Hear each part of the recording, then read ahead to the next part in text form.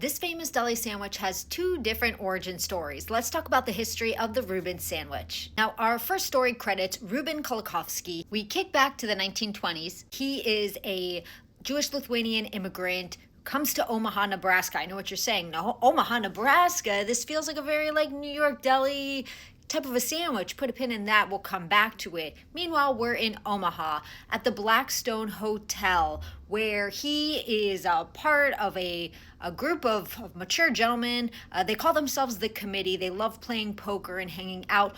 One day, Reuben is feeling a little peckish. He's like, guys, I'm gonna go sneakaroo into the hotel kitchen and see if I can whip something up. The hotel chef, Bernie Schimmel, is like, Reuben, can I help you? So they throw together some of these ingredients, including some corned beef, some sauerkraut, some rye bread. We've got, either you call it Thousand Island or Russian dressing, Swiss cheese, to compose something like this. The sandwich became so popular that the hotel eventually put it on the menu. We flash forward to 1956, and there is a national sandwich contest sponsored by the Wheat Flour Institute. And the Blackstone Hotel is like, we have got to enter. The Reuben sandwich wins. The crowd goes wild. And because of this documentation, a lot of people kind of side with this story, but there are two sides to every story. So let's boot, scoot, and boogie over to New York City, where we get our second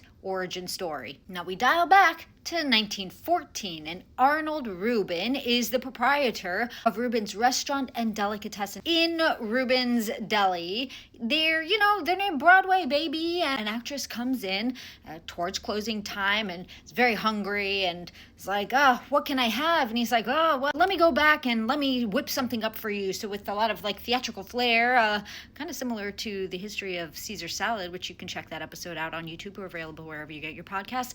He whips up a sandwich, but unlike the Reuben that we see here and know, and that we heard from Kolakowski's version, this is very different. But the guy's name is Reuben, so he calls it a Reuben special, but it's really like a cold cut sandwich with some turkey and things like that. And in the 1930s, the cook at Reuben's Deli, Alfred Schuing, he is said to be credited as the one who kind of took this chaotic sandwich and refined it and changed it around and ended up using ingredients that are much similar to this. But if you want to learn more about history of the Reuben sandwich, you can tune into this latest episode of Sprung on Food. You can watch the video on YouTube at the I Am Sprung channel or listen as a podcast wherever you get your podcasts. Just search for Sprung on Food.